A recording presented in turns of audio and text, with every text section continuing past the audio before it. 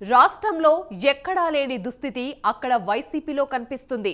చాలా జిల్లాల్లాగే అక్కడ వైసీపీకి ప్రాతినిధ్యం లేకుండా పోయింది. అది చాలదన్నట్లు వలసలతో దెబ్బ మీద దెబ్బ తగులుతూ పార్టీ పూర్తిగా నిర్వీర్యం అయిపోతుంది. ఇక పేరున్న ఒక్క నాయకుడు కూడా వైసీపీలో ఉండటానికి ఇష్టపడడం లేదు. మంత్రులుగా పనిచేసిన వారి దగ్గర నుంచి స్థానిక సంస్థల్లో కీలక పదవుల్లో ఉన్న నాయకులంతా జగన్తో కలిసి నడవలేమని బయటకొచ్చేస్తున్నారు. తాజాగా తగిలిన స్ట్రోక్తో ఇక అక్కడ వైసీపీ పూర్తిగా ఖాళీ అయిపోయినట్లే కనిపిస్తుంది. ఇంతకీ ఆ పరిస్థితి ఎక్కడో మీరే చూడండి.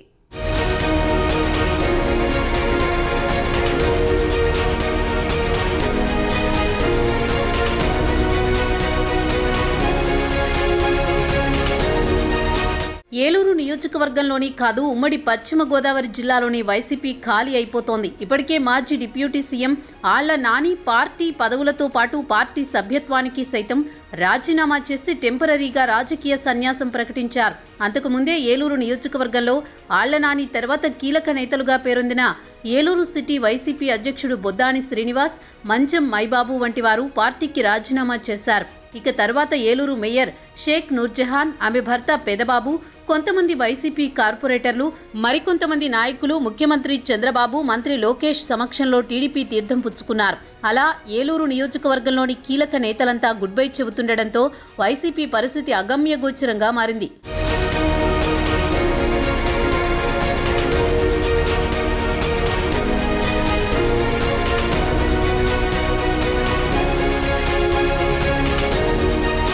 రెండు 2014లో టీడీపీ ప్రభుత్వం అధికారంలోకి వచ్చింది. అప్పుడు టీడీపీ నుంచి ఏలూరు ఎమ్మెల్యేగా బడేటి బుజ్జి గెలుపొందారు. ఆ తర్వాత ఏలూరు కార్పొరేషన్ ఎన్నికలొచ్చాయి.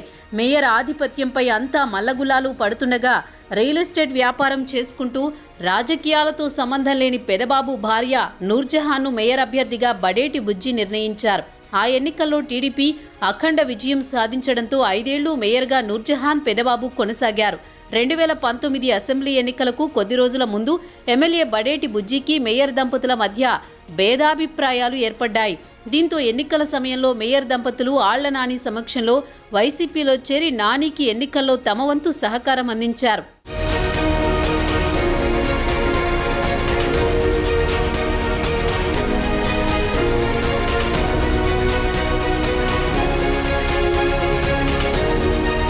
రెండు 2019 ఎన్నికల్లో బడేటి బుజ్జి 4072 ఓట్ల తేడాతో ఓటమి పాలయ్యారు. కేవలం 2.62% ఓట్ల తేడాతో బుజ్జి ఓటమి పాలయ్యారు.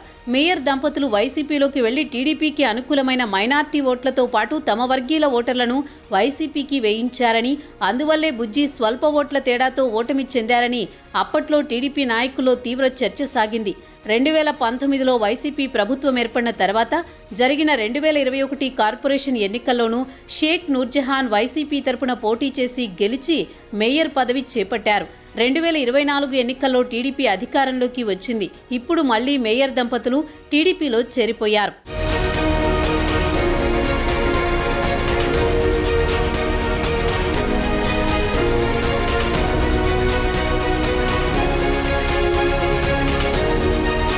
తాజాగా ఏలూరు జిల్లాలో వైసీపీకి మరో గట్టి ఎదురుదెబ్బ తగిలింది. ఉమ్మడి జిల్లా జెడ్పీ చైర్పర్సన్ ఘంటా పద్మశ్రీ, ఆమె భర్త వైసీపీ బీసీసీఎల్ జిల్లా అధ్యక్షుడు ప్రసాదరావు పార్టీకి రాజీనామా చేస్తున్నట్లు ప్రకటించారు. గురువారం తమ రాజీనామా లేఖలను పార్టీ అధినేత జగన్మోహన్ రెడ్డికి పంపించారు.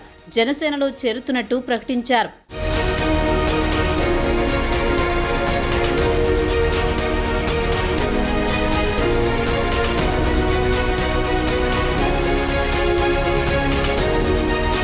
ఇప్పటికే ఏలూరు మున్సిపల్ కార్పొరేషన్లో 50 మంది కార్పొరేటర్లుంటే అందులో 2021 ఎన్నికల్లో 47 మంది వైసీపీ వారే గెలిచారు. మేయర్ నూర్జహాన్ దంపతులతో పాటు దాదాపు 25 మంది టీడీపీలో చేరిపోయారు. మరో 15 మంది కార్పొరేటర్లు కూడా అధికార కూటమి నేతలతో టచ్లో ఉన్నారట. దాంతో కౌన్సిల్లో వైసీపీ ఖాళీ అయ్యే పరిస్థితి ఏర్పడింది.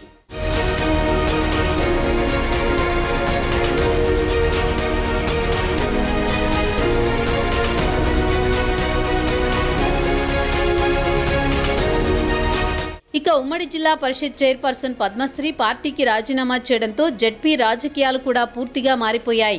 ఉమ్మడి జిల్లాలో 48 జెడ్పీటీసీ స్థానాలకు గాను వైసీపీ 46 స్థానాల్లో వైసీపీ సభ్యులే ఉన్నారు. ఇప్పుడు జెడ్పీ చైర్పర్సన్ దంపతులు జనసేన బాట పట్టనుండడంతో జెడ్పీలో కూడా ఈక్వేషన్లు పూర్తిగా మారిపోనున్నాయి. మొత్తానికి ఉమ్మడి పశ్చిమ గోదావరి జిల్లాలో వైసీపీకి గడ్డు కాలం అంటే ఏంటో కరెక్ట్గా కనిపిస్తోందంటున్నారు.